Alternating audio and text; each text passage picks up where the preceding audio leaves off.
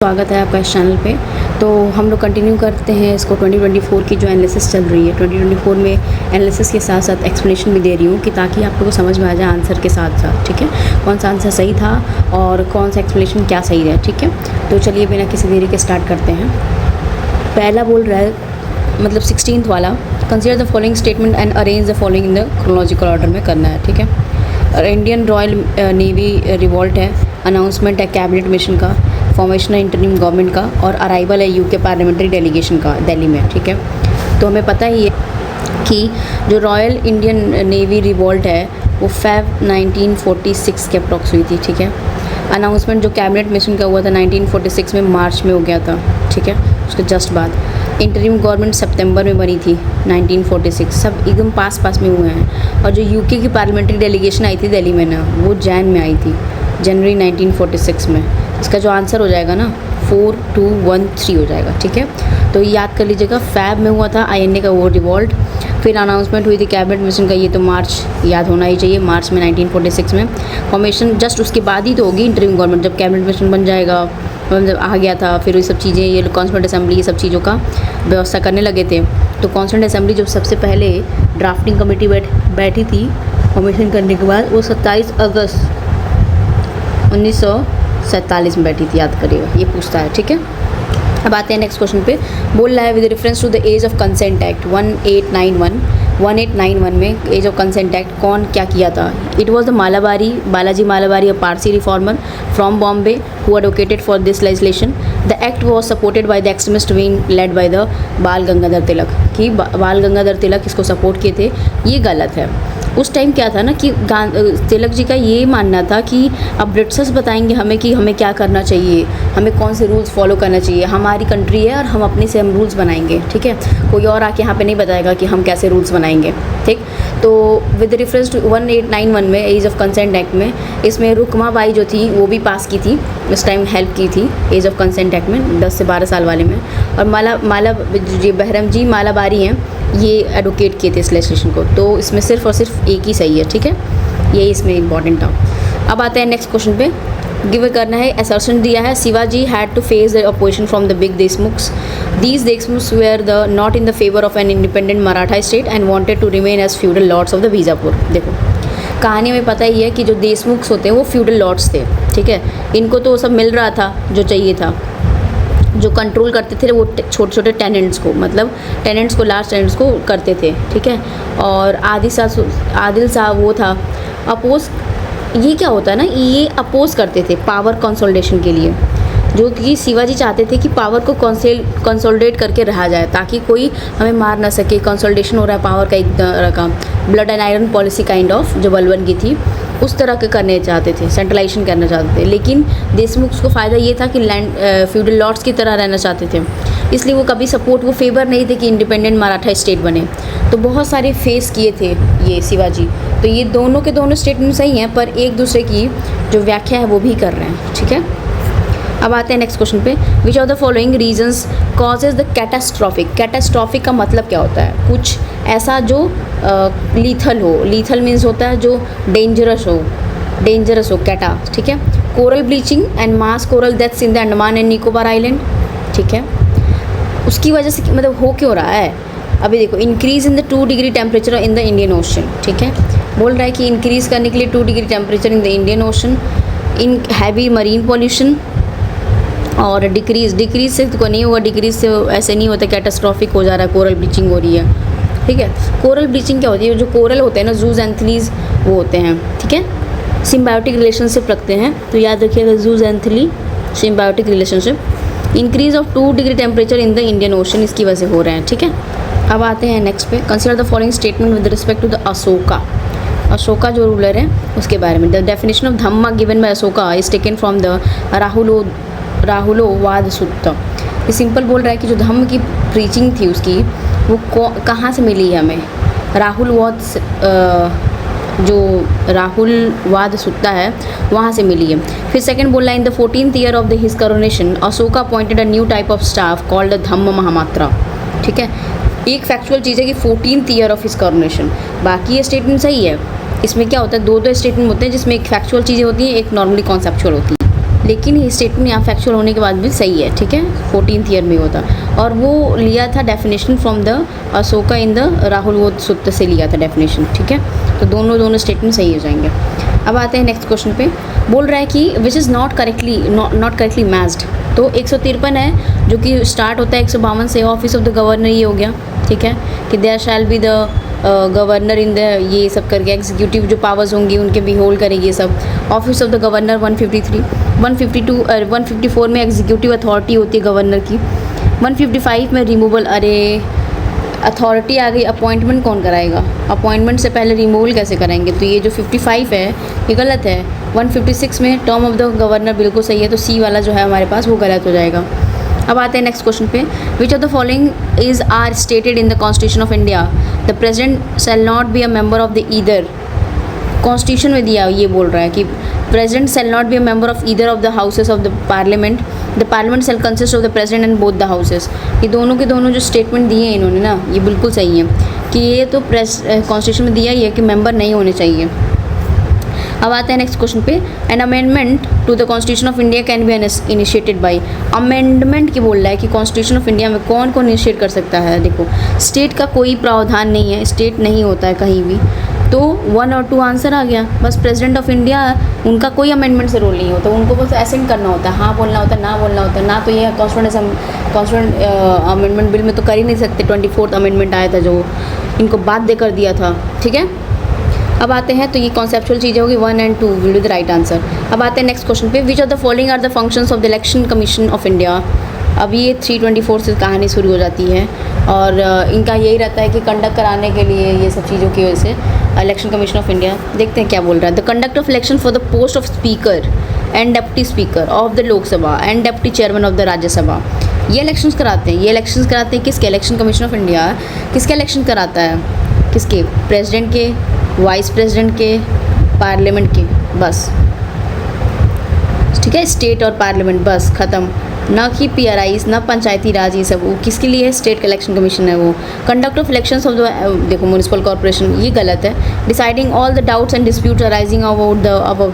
भाई जब वो इलेक्शन ही नहीं करा रहा है दोनों के, तो वो डिसाइड क्यों करेगा, उसको क्या चुल मची है कि भाई उसको सारे की सारी चीज़ों को डिसाइड करना होता है, तो गलत हो जाएगा। तो हमारे पास जो आंसर हो जाएगा नन ऑफ द अबव आ जाएगा, ठीक है। अब आते हैं विच of the not correctly matched. तो करेक्टली कौन से मैच नहीं है, देखो GKV राव कमेटी जो आई थी ना, वो planning at the block level ये नहीं आई थी, ठीक है।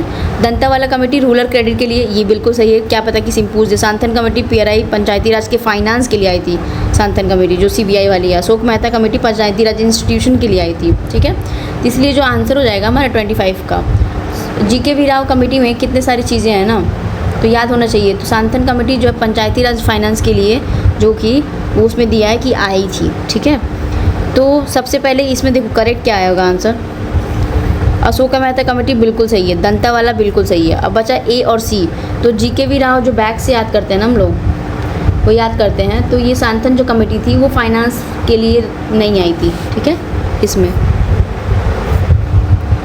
तो ये वाला जो आंसर है ना, सांथन कमेटी फाइनेंसेस के लिए, ये वाला गलत है। तो ये जो करेक्ट इसमें हो जाएगा, ये सांथन कमेटी वाला गलत है, ठीक है।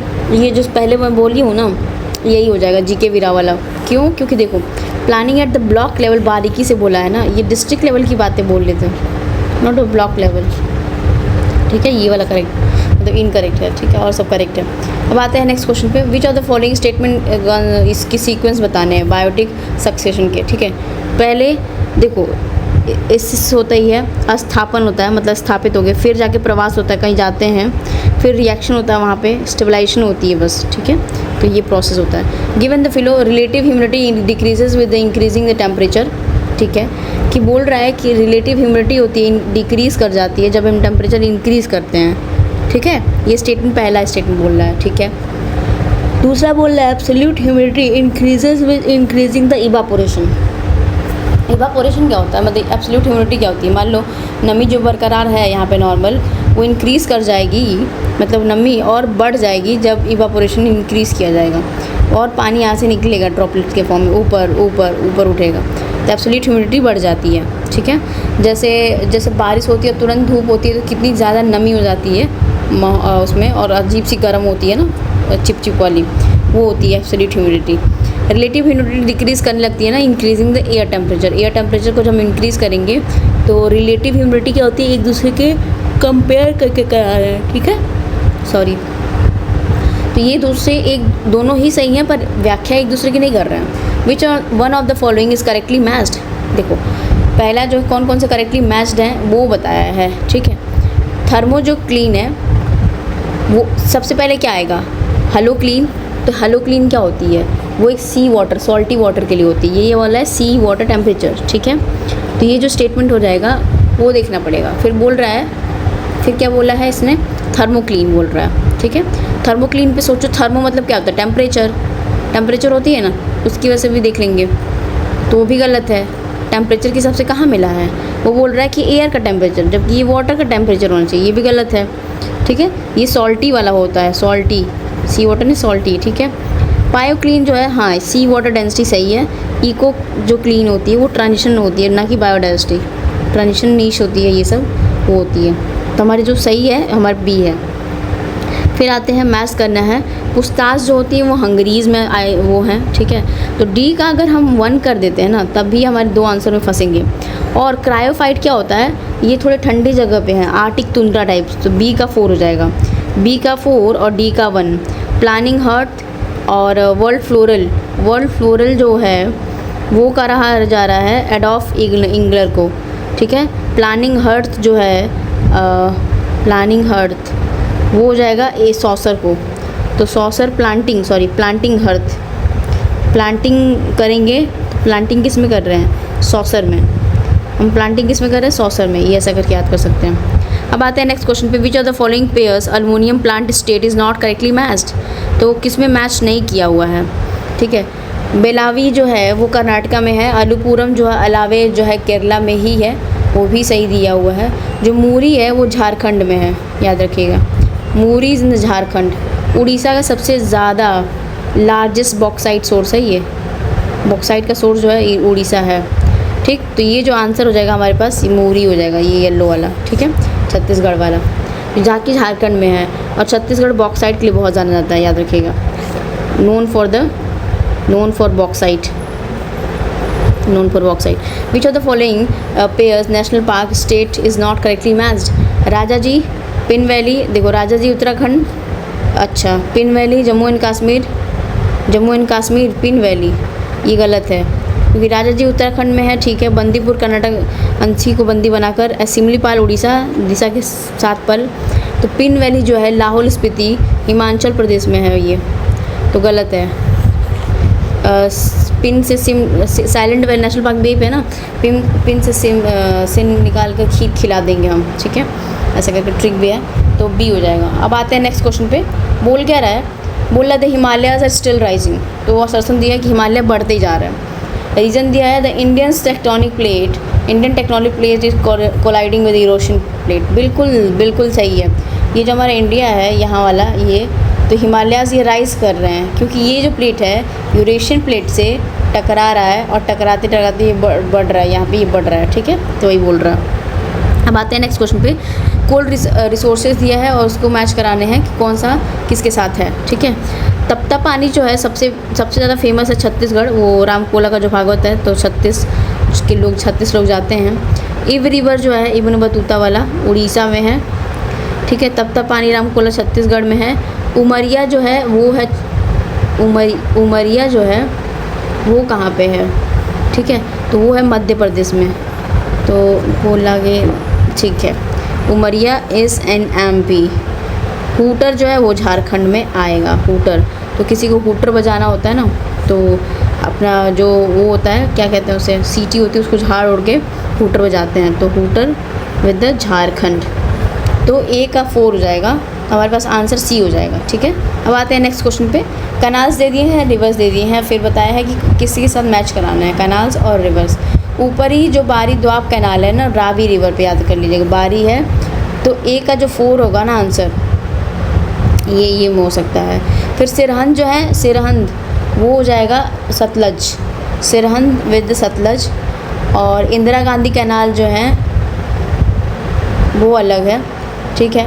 गुड़गांव जो कैनाल है, गुड़गांव वाला मतलब सी का यमुना हो जाएगी, ठीक है। सी का 2 इसमें हो जाएगा और ए का वो हो जाएगा 4, ठीक है। बाकी के जो सिरहंद हो गया, मैच हो गया, इंदिरा गांधी जो होगी डी होंगी वो हो जाएंगी सतलज रावी व्यास, ठीक है।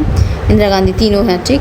अब आते हैं नेक्स्ट क्वेश्चन पे। Which of the following pairs crop peculiarity is not correct. कहाँ पे सबसे ज़्यादा फैक्चुअल है, देखो स्टेट ग्रोन राइस होती है 3 टाइम्स इन वेस्ट बंगाल में ज़्यादा होती है। State largest under rice cultivation में लार्जेस्ट है वो उत्तर प्रदेश है। बिहार का जो कंट्रीब्यूशन है ना वो गलत है, वो 15.7% नहीं, उससे कम है, ठीक है। तो यही पूछा इनकरेक्ट के साथ। अब आते हैं नेक्स्ट क्वेश्चन पे कि कॉटन एक मोस्टली खरीफ क्रॉप है, ठीक है, बिल्कुल सही। कॉटन का क्रॉप जो requires moderate amount of rainfall varying from 50 से 75 सेंटीमीटर में कॉटन को चाहिए ही चाहिए। तो ये स्टेटमेंट बिल्कुल सही है। जून जुलाई में ही इनकी वो होती है, ख्यातियाँ होती हैं, दोनों सही है। अब आते हैं नेक्स्ट क्वेश्चन पे। Red soil denotes the second largest soil of the India. Alluvial soil जो 48% है उसके बाद रेड ही सॉइल आता है। Red soil surrounds the black soil in the south east and the north directions, ठीक है। और तो ये जो स्टेटमेंट बोला है ना, ये दोनों ही स्टेटमेंट तो सही हैं, पर एक दूसरे की व्याख्या नहीं कर रहे। क्यों? क्योंकि ये थोड़ी नहीं कि रेड सॉइल जो सेकंड लार्जेस्ट सॉइल है वो किस वजह से है कि क्योंकि ब्लैक सॉइल ईस्ट नॉर्थ में ऐसा फैला हुआ है, नहीं, ऐसा रीज़न ये नहीं है। अब आते हैं नेक्स्ट क्वेश्चन पे। मैच करना है कांचीपुरम, जैसलमेर, भिलाई, ठीक है। तो नेम ऑफ द सिटी दे दिए हैं और मैच करना है किसके साथ। तो कांचीपुरम जो है एंशियंट पीरियड टाइम पे, तो एक अगर 4 मारते ना तभी हमारे पास आंसर हो जाता है। कोडाई कनाल जो है सी, वो हो जाएगा कॉलोनियल पीरियड, सी का 2। जैसलमेर बी का 3 मेडिवल। और भिलाई जो है मतलब डी पोस्ट इंडिपेंडेंस। जो भिलाई और ये सब जो जवाहरलाल नेहरू बहुत सारे वो प्लांट्स बनवाए थे ना, तो उसकी वजह से हुई, ठीक है। तो हमारे पास आंसर हो जाएगा 38। अब आते हैं 39 में। Mango shower, blossom shower, north Wester लू। तो जो देखो लू जो है पंजाब और के बिहार में कहते हैं, जो मैंगो शावर है वो कर्नाटका और ये मैंगो पकते हैं। जो नॉर्थ वेस्टर है वो उसमें कहते हैं। ब्लॉसम शावर है वो भी कहते हैं। तो याद रखते हैं नॉर्थ वेस्टर वेस्ट बंगाल में, ब्लॉसम शावर 2 में, ठीक है। तो सी का 4 ये हो जाएगा सी, ठीक है। अब आते हैं नेक्स्ट क्वेश्चन पे। क्या बोल रहा है फिर, कैपिटल दे दिया है और उसके वो कंट्री दे दिए हैं। नेपथ्यू जो है म्यांमार है, बिल्कुल सही है। खार्तूम जो है ना वो सूडान का है, खार्तूम इज़ ऑफ सूडान, न कि इथोपिया। डुबलिन जो है वो आयरलैंड आईडी से, ओटावा जो है कनाडा से, तो ये वाला गलत है। अरे खार्तूम वाला ही गलत है, इथोपिया वाला। खार्तूम का जो है सूडान का खार्तूम है, ठीक है। तो अभी तक यही रखते हैं, फिर नेक्स्ट सेशन में फिर से हम कंटिन्यू करा जाएगा ऐसे क्वेश्चन कर करके, ठीक है। Thank you so much for watching.